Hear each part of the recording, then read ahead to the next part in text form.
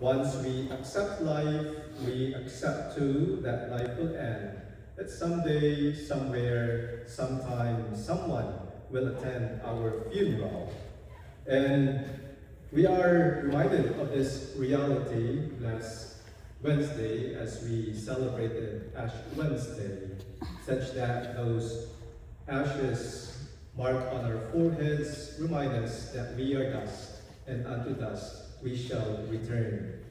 Also, no matter how inevitable death may be, no matter how clearly we have it in our minds that all life, all things will pass away, death always seems to take us by surprise. When the hand of death is laid on the shoulder of someone close to us, someone so dear to us, someone who is important to us, such as the passing of Katrina Angela, death becomes not a natural and acceptable experience, but a strange encounter. We can be in denial, we can be at a loss temporarily, and how to deal with the death of a loved one poses us the challenge to continue our life as it used to keep on living in their physical absence. Today, in our gathering with mixed emotions or even with some questions in mind, we also come in faith, seeking light in the midst of darkness, hope in the midst of sorrow, and God's promise in the midst of loss.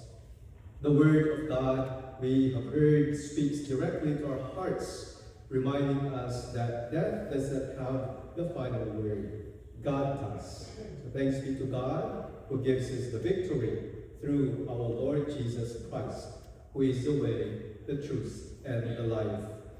The first reading from the Book of Wisdom offers words of deep consolation. The souls of the just are in the hands of God, and no torment shall touch them. They are in peace. To our human eyes, death can appear tragic, untimely, or meaningless.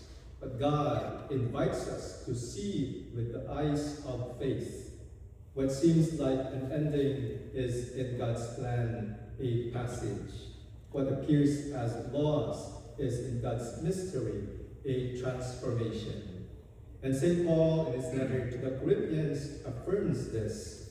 We shall be changed, such that our earthly life, with its fragility and limits, gives way to something new, something greater. God promises fullness of life, a new creation where suffering, illness, and sorrow are no more. For someone taken at a young age, this promise is especially powerful.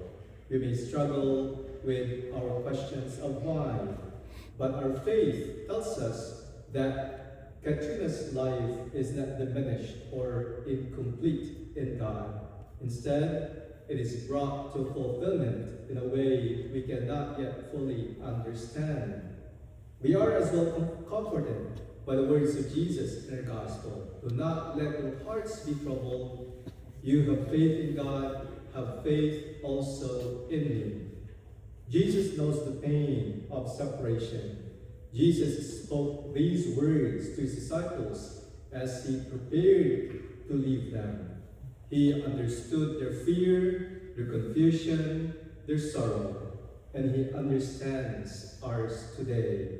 Thus, in offering this holy sacrifice of the Mass for our beloved Katrina Angela, our sadness, our pain, the feeling of loss, we all offer these in our prayers, that God fill our emptiness with his love, our tears with his grace, and our fear with his promise of eternal life. And this promise of eternal life, the gift of salvation, is one of the most beautiful promises of our faith. Heaven is not an abstract idea. Heaven is a home, a place prepared personally by our Lord Jesus Christ for each one of us, a place of belonging, a place of welcome, and a place of eternal love. So we trust Katrina Angela to that promise. Christ has prepared a place for her, The journey of her life, though shorter than we hope, leads to that eternal dwelling. It is the fullness of life with God. The love that sustained her in life now holds her completely. The God who created her, who walked with her through every joy and struggle and inconvenience and discomfort, has not abandoned her. She is in God's hands, hands of mercy, hands of tenderness, hands that never let go. While we mourn Katrina's passing, we also give thanks for her life. 36 years is not measured only in time, but in love, in relationships, in kindness shared, in memories created.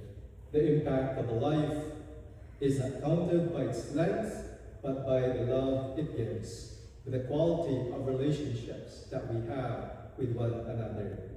And each one of us is a unique gift from God. And Katrina touched the lives of others in ways that will continue. We will miss her sweet smiles, her jolly personality. The love she shared remains alive. The goodness she brought into the world continues in the lives she influenced and touched. This truth offers comfort.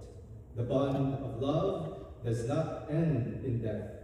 God safeguards it. Love given and received is never lost. As Christians, we believe that every life has a purpose in God's plan. Even when we cannot see the full picture, we trust that God works through every life and draws good, even from sorrow, in amidst life's challenges and discomfort. And yes, grief may remain for a long time. Loss changes us. But as Catholics, Christians, our hope tells us that separation is not forever. One day, in God's time, we will be reunited with those we love. We will be reunited with Katrina Angela. Until then, we are invited to live with the same faith and trust that lead to eternal life.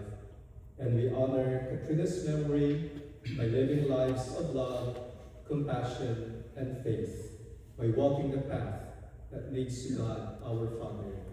And may God grant her eternal rest, peace beyond all understanding, and the joy of His presence forever. And so we pray that may Katrina Angela Garcia Cruz rest now in peace. Amen.